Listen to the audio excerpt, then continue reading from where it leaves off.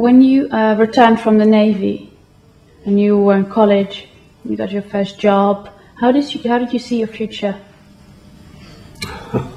It's strange, but I had no picture developing. No?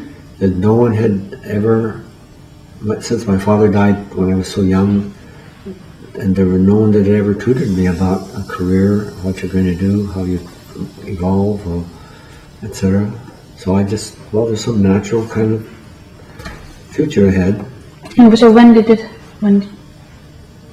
you start thinking about that? Then I happened to meet a girl and fall in love. And after quite a while, like a year, I proposed to her.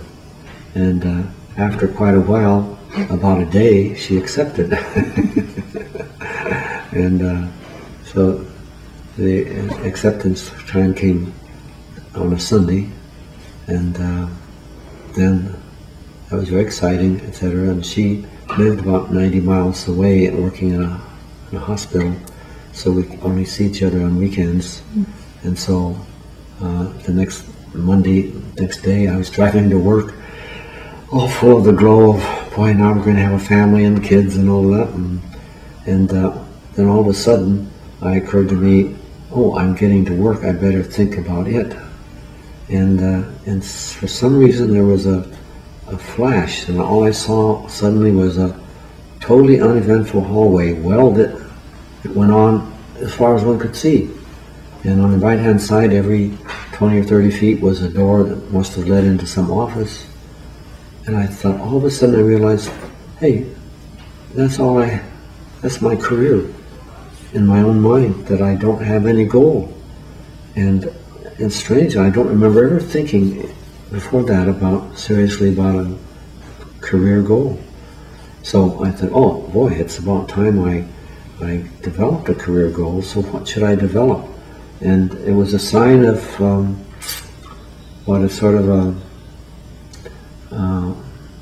immature country boy or something, that what came out someplace fairly soon was, oh, how about this?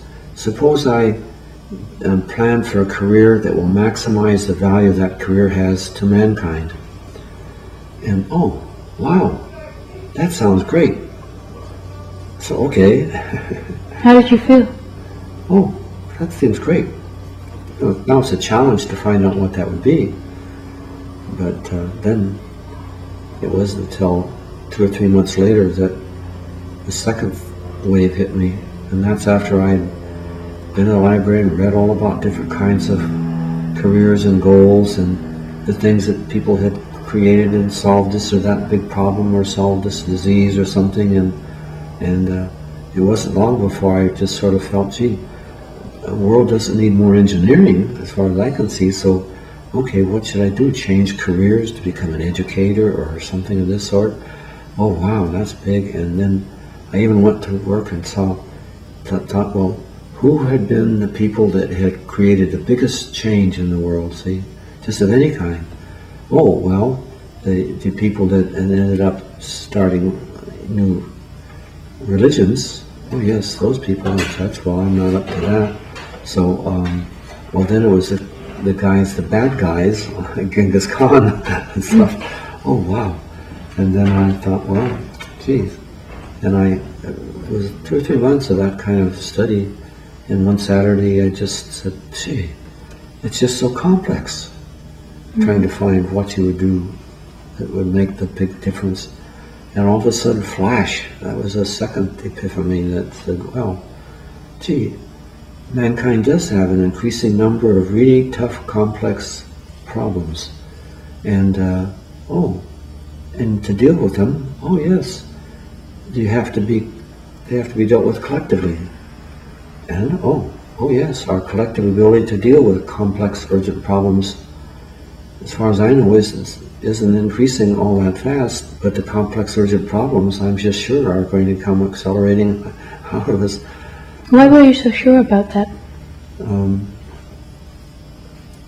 Because during this study, those several months, I'd become aware more and more of how the changing rate of changes in the world, at least, especially like in technology, etc., was accelerating, and those changes cause stresses as different parts of society try to adapt or change to it and stuff like this. And we can't keep the same society if you're going to start changing it. And that's obvious, yeah. but.